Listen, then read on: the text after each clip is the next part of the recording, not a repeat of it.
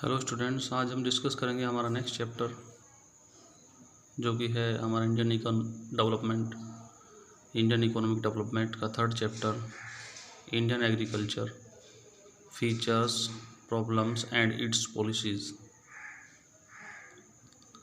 देखिए, हम इसमें बात करेंगे भारतीय कृषि के बारे में कि इंडियन एग्रीकल्चर जो था वो किस तरीके से डेवलप हुआ, कौन कौन से उसके फीचर्स थे, क्या उसके सामने प्रॉब्लम्स आई और हमने क्या पॉलिसीज़ बनाई उसको इम्प्रूव करने के लिए। तो चलिए, सबसे पहले हम बात करते हैं importance of agriculture in India.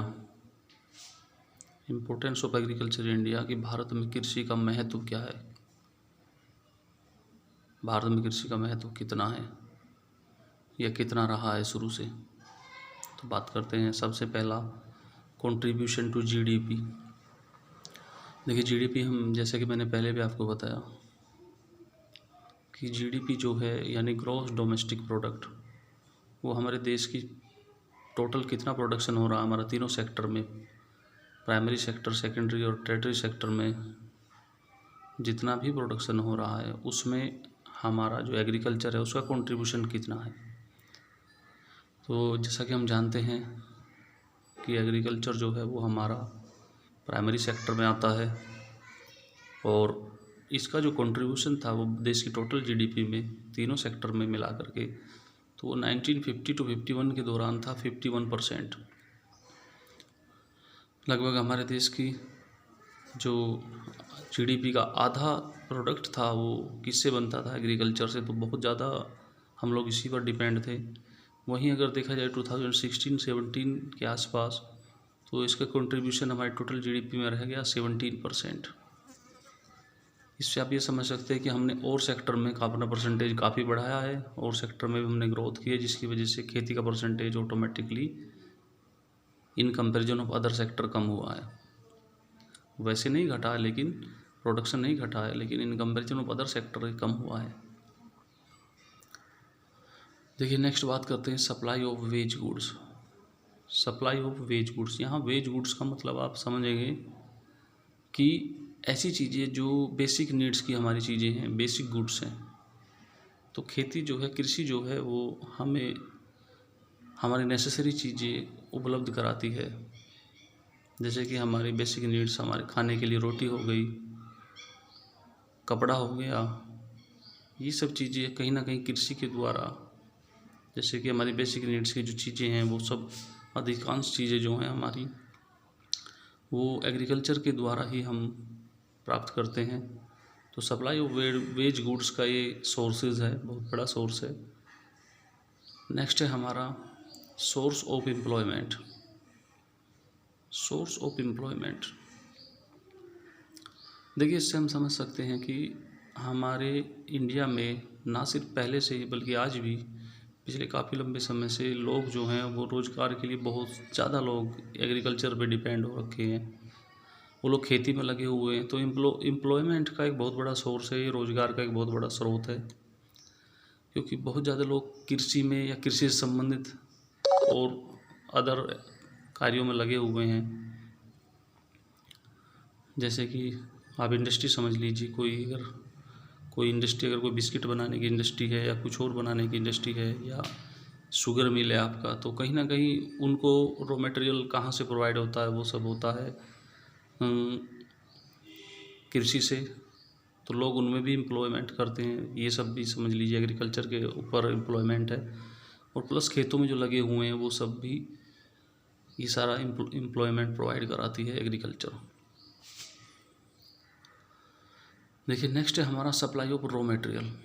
Raw material यानी कच्चा माल। जैसा कि आप समझ सकते हैं, जैसे कि कपड़ा बनाने की फैक्ट्री में जो है कॉटन की सप्लाई करना, या आप देख सकते हैं कि शुगर बनाने की फैक्ट्री में जो चीनी है उसको बनाने की फैक्ट्री में गन्ना सप्लाई करना। तो ये सब क्या है, ये हमारे रॉ मटेरियल है। तो बहुत सारे प्रोडक्शन के लिए जो हम फाइनल प्रोडक्ट बनाते हैं उसके लिए रॉ मटेरियल जो है हम एग्रीकल्चर से ही प्रोवाइड करते हैं, एग्रीकल्चर से ही प्राप्त करते हैं। तो ये इसका भी एक सोर्स है।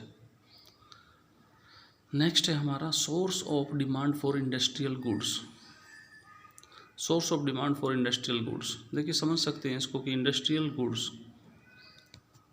गुड्स को आप समझ सकते हैं जैसे कि फैक्ट्रियों में, औद्योगिक इकाइयों में जो मशीनरी बन रही है, तो खेती में अब लगातार नई नई मशीनों का यूज होने लगा है,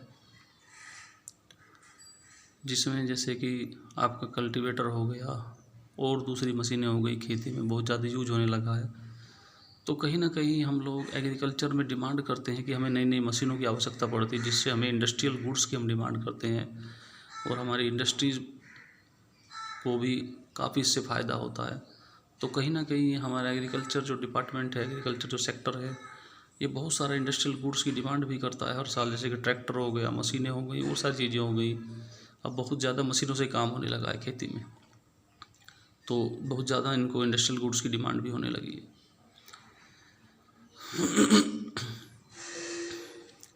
नेक्स्ट है हमारा contribution to international trade. International trade, जैसा कि हम देखते हैं कि हमारा जो अंतर्राष्ट्रीय व्यापार है, दूसरे देशों के साथ जो हम अपना इंपोर्ट एक्सपोर्ट करते हैं, उसमें बहुत ज़्यादा उसका काफ़ी ज़्यादा परसेंटेज है हमारा एग्रीकल्चर गुड्स का। हम बहुत सारी चीज़ें जैसे कि चाय हो गई, चीनी हो गई, कॉटन हो गई, ये विदेशों में भी सप्लाई करते हैं और वहाँ से काफ़ी अच्छा पैसा कमाते हैं।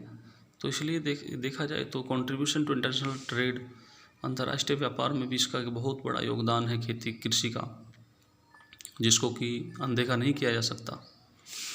नेक्स्ट है हमारा contribution in domestic trade. Contribution in domestic trade यानी घरेलू व्यापार। आप समझ सकते हैं कि एग्रीकल्चर का बहुत ज़्यादा हमारे देश के अंदर में भी बहुत ज़्यादा ट्रेड होता है। जैसे कि आप एग्जांपल के तौर पर देखिए कि जो है हमारा झारखंड में, छत्तीसगढ़ में, यहाँ पर जो है हमारा चावल पैदा होता है, पश्चिम बंगाल में चावल पैदा होता है, तो उसको हम जो है अलग अलग स्टेट्स में जाकर के बेचते हैं। महाराष्ट्र में जाकर के बेच दिया, हरियाणा में जाकर के, दिल्ली में जाकर के उसको भेज देते हैं, बेच देते हैं। तो अलग अलग स्टेट में हमारी जो अलग अलग फसलें पैदा होती हैं, वो भी हमारे डोमेस्टिक ट्रेड का एक हिस्सा है। हम जिस स्टेट में या जिस जगह पर कोई वस्तु पैदा नहीं होती, उसको वहाँ पर सप्लाई करते हैं, वहाँ पर बेचते हैं और उससे व्यापार करते हैं। तो कृषि की, खेती की जो वस्तुएं हैं, उनका काफ़ी ज़्यादा कंट्रीब्यूशन होता है डोमेस्टिक ट्रेड में, घरेलू व्यापार में। इसके बाद नेक्स्ट हम बात करते हैं सपोर्ट टू ट्रांसपोर्ट इंडस्ट्री। देखिए ये बहुत इम्पोर्टेंट बात है कि हमारा जो एग्रीकल्चर सेक्टर है, जो खेती और इससे बनने वाले जो इसके जो फसलें हैं, इनको हम जब एक स्टेट से दूसरे स्टेट भेजते हैं, एक स्थान से दूसरे स्थान में भेजते हैं, तो हमें किस चीज़ का सहारा लेना पड़ता है? वो लेना पड़ता है ट्रांसपोर्ट का। यानी बहुत बड़ी संख्या में हम ट्रकों में माल भर करके भेजते हैं, काफ़ी रेलगाड़ियों में भेज देते हैं, मालगाड़ियों में भेजा जाता है, शिप के द्वारा भेजा जाता है। तो सपोर्ट टू ट्रांसपोर्ट इंडस्ट्री, तो कहीं ना कहीं इस माल को लाने ले जाने में ट्रांसपोर्ट इंडस्ट्री को हम बहुत ज़्यादा सपोर्ट करते हैं। और ट्रांसपोर्ट इंडस्ट्री को चलाने में एक बहुत बड़ा रोल प्ले करती है एग्रीकल्चर और उससे बनने वाले जो प्रोडक्ट हैं, जिससे बहुत ज़्यादा लोगों को इसमें रोज़गार भी मिलता है, बहुत ज़्यादा लोगों की दिनचर्या रोजी रोटी से चलती है। तो ये बात ठीक है कि agriculture department really support to transport industry in a very well manner. Next है wealth of the nation. Wealth of the nation यानी राष्ट्रों का धन। इससे हम समझ सकते हैं, इस बात से हम ये अंदाज़ा लगाते हैं कि वेल्थ ऑफ द नेशन मतलब किसी भी देश के अंदर एग्रीकल्चर डिपार्टमेंट, एग्रीकल्चर सेक्टर जितना ज़्यादा इम्प्रूव होगा, जितनी अच्छी वहाँ पर फसलें पैदा होंगी, जितने ज़्यादा रिसोर्सेज वहाँ पर होंगे, वो देश उतना ही धनी हो जाएगा, समृद्ध हो जाएगा अपने रिसोर्सेज में। उसके पास खाने पीने की और प्लस जो है एक्सपोर्ट करने की जितनी ज़्यादा पावर होगी, जितनी ज़्यादा उसके पास अपनी स्टेबिलिटी होगी एग्रीकल्चर में, उतना ही वो देश आगे तरक्की करेगा। तो एग्रीकल्चर से पैदा होने वाली जो फसलें हैं, उन सब चीज़ों को वेल्थ ऑफ द नेशन, राष्ट्रों का धन के तौर पर देखा जाता है। तो उम्मीद है आप सबको ये चीज़ें समझ में आई होंगी। ये थी importance of agriculture in India. Thank you.